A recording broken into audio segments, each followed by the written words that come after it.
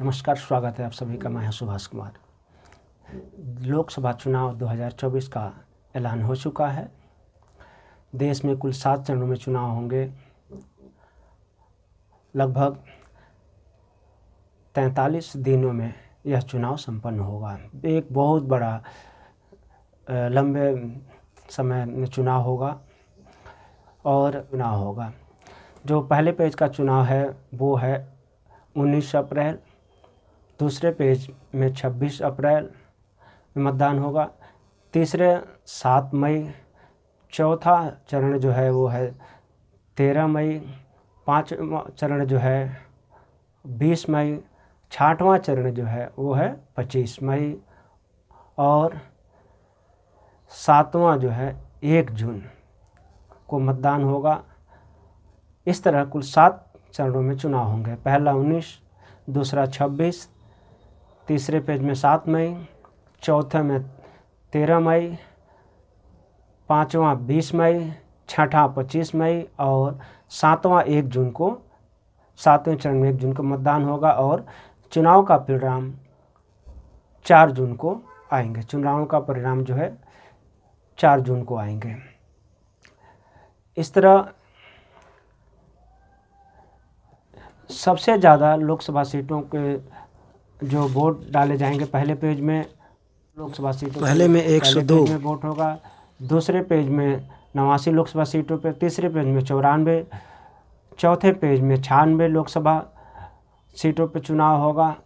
पाँचवें में 49, छठे में 57 और सातवें में 57 लोकसभा सीटों पर चुनाव के मतदान होंगे।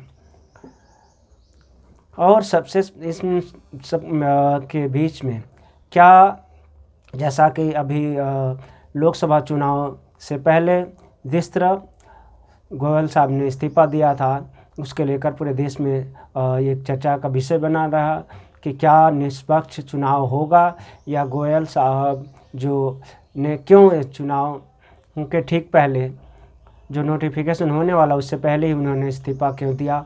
क्या वो किसी दबाव में थे? कहा तो यही जा रहा है कि वो उनके पर बहुत दबाव था, लेकिन उन्होंने इसमें कुछ कहने से मना कर दिया। अपना व्यक्तिगत मामला बता करके उन्होंने इसमें कुछ बोलने से मना कर दिया। लेकिन लोगों के मन में यह शंकाएं बनी हुई है कि आखिरकार उन्होंने इस्तीफा क्यों दिया।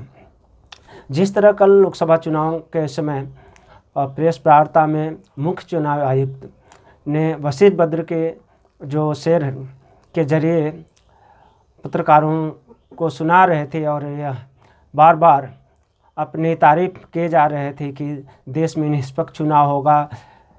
क्या शेर व शायरी के जरिए यह कर देने से कि चुनाव निष्पक्ष होगा, यह तो चुनाव परिणाम जब आएगा तो पता चलेगा। लेकिन इसके बीच यह भी सवाल, इसके बारे में सवाल उठा ईवीएम को लेकर के कि क्या ईवीएम के जरिए निष्पक्ष चुनाव हो पाएगा।